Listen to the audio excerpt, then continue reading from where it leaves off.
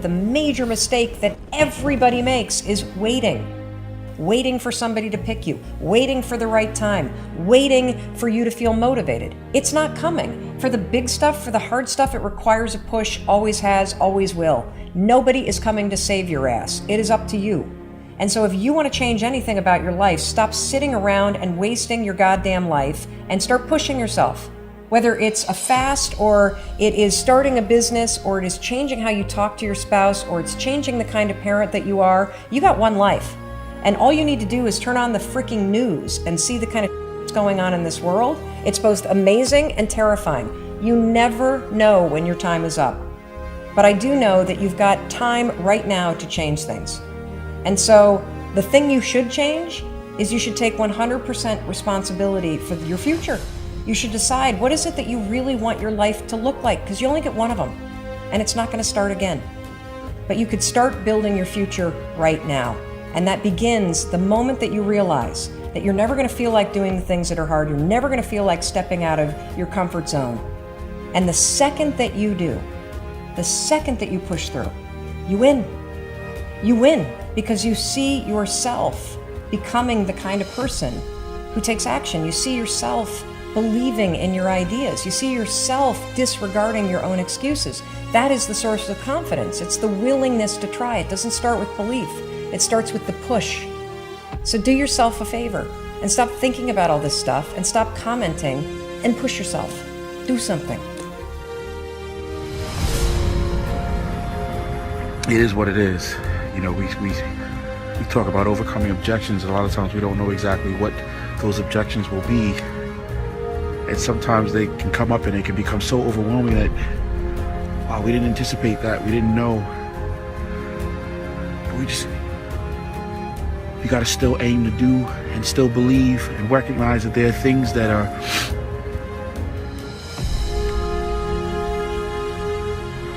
it's always worth it to do your best and to believe in something and to work towards the attainment of the goal.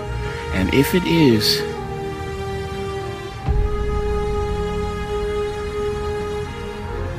that you have to expand your vision, then you climb higher and you do that, and you don't be afraid to do your best.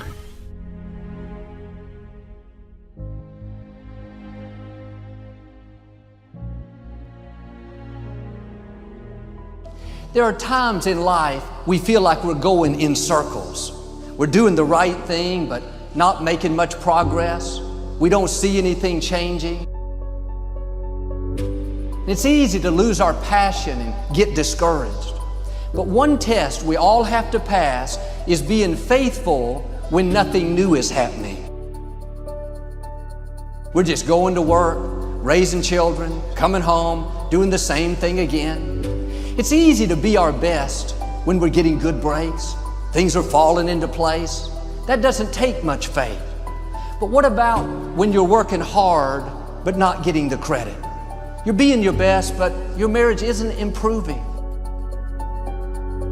When you're faithful in the routine, something is happening that you can't see. Your character is being developed. And the routineness of life is not exciting, but it is necessary. You won't become all you were created to be without being your best when it's mundane. Being excellent, having a good attitude when it's just another ordinary day. Nothing exciting is happening. You're just singing in the choir another Sunday, going to work with a smile another week, doing the right thing with a good attitude another month. You could see it as boring. When is this going to change? But you understand this principle, you're being prepared. When you're faithful in average days, then you will see exceptional days. But sometimes we're frustrated because we know we have more in us, but we're not seeing it happen. We don't understand why we're not making progress. Be faithful in the routine. What's in your future is going to be more rewarding, more exciting than anything you've imagined. Now, I'm challenging you to stay faithful in the routine.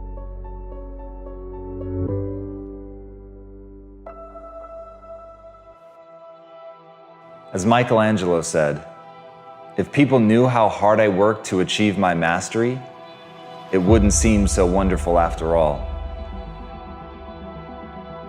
And that's the thing about getting great. That's the thing about being an artist of such caliber that you're remembered for hundreds of years after your death. It is back-breaking work. It is a blinding amount of effort. It isn't about natural talent. That myth that some people are born with something that we celebrate so much is just that, a myth. You're born a lump of flesh. You can't hold your own head up. You may have predispositions, but that is a long way from actually crafting your ability until the point where it looks like magic. And that's the beauty of artistry, isn't it? That it's so unbelievable that you're more willing to believe that it was God-given, that they were anointed with it, than that they just worked their ass off. But the truth is, every one of the greats, no matter how much natural talent they were born with, they're remembered because they worked. They are remembered because they did so much work. Because in that work is hardship. In that work is difficulty. In that work is unbearable adversity. But it's in that adversity that the magic happens. And as Victor Hugo said, adversity makes men, prosperity makes monsters. So I know right now you wish you'd been born with some talent. You wish that all those dreams that you had, they were yours for the taking, that you didn't have to put blood, sweat, and tears into it, that somebody would hand you at least something in the beginning, that they would give you some start, some spark. That's where the monster's created. If you really want to get hard, if you really want to get tough, if you want to get great, if you want to be unfucking touchable because no one can bend or break your vision of yourself, then you have to suffer. That's the way of the world. And as Florence Nightingale said, I attribute my success to this: I never gave or took any excuse. And that's the secret. At the end of the day, if you know what you want, it's only a question of whether you're willing to pay the price to get there. So ask yourself, are you willing to pay the price?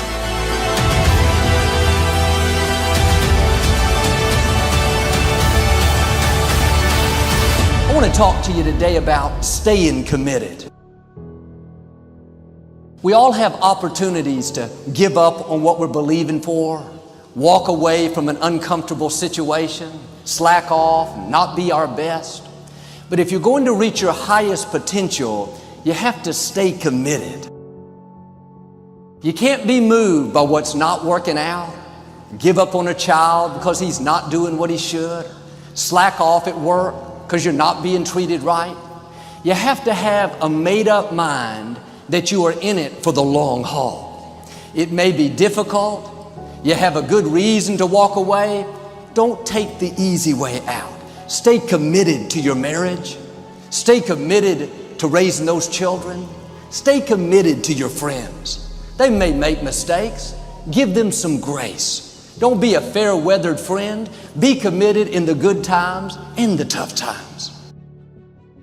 Stay committed to your job. Be a loyal person, somebody they can count on day in and day out. You're not always going to feel like it. There will be good days and tough days. Times when it's exciting, times when you feel like giving up. That's when you have to dig your heels in and say, I'm going to do the right thing when it's hard. I'm committed to this marriage. I'm going to love you even though you don't deserve it. I'm committed to this job. I'm going to be my best even though my supervisor isn't treating me right. I'm committed to my dreams. But too many people are wishy-washy. They'll love you as long as you perform perfectly. If not, they're out of there. They'll be their best if you keep them encouraged, keep them propped up. They'll pursue a dream as long as they're getting good breaks. Their commitment is based on things going their way. But when it's difficult, when it's taking longer than they thought, they get discouraged, start to slack off. Well, they don't pay me enough. I'm undervalued. If they would pay me more, I would do more. But if you don't pass the test of being your best where you are, showing up on time with a good attitude, doing more than you have to. Well, Joel, it's difficult to stay committed to my job, committed to my marriage, committed to this dream. Nothing's going my way. If it was easy, everyone would do it. I've heard it said, on the road to your destiny, halfway through, every person will be tempted to give up. Some turn around and go back. The others stay committed and keep moving forward. What's interesting is both people travel the same distance. One goes halfway back to where they started. The other goes halfway ahead and reach their goal. Committed people outlast the difficulty. Committed people stick with a relationship even though they have a right to walk away. Committed people go the extra mile and do more than they have to. 1960, a young man opened a pizza place in Michigan. He was an orphan that had been raised in a Catholic orphanage. He borrowed $900 and started this small pizza place. He had all kinds of bad breaks. A business partner got into his account and stole several $1,000s, his life savings. 1968, a fire burned his building down. The insurance company paid him a penny on the dollar. He could have gotten discouraged, thought this is not meant to be. But this young man stayed committed to the dream. He had an idea. Instead of people having to come get their pizza, he decided to take the pizza to the people. He came up with the first delivery service. He called it Domino's. He started with one restaurant, $900. Today, there are over 6,000 Domino's. A few years ago, Tom Monaghan sold his company for $1 billion. He's incredibly generous. He helps underprivileged children around the world. Stay committed. Keep doing the right thing. You can't see it, but up in front of you is a double portion. Stay committed to your dreams. Stay committed.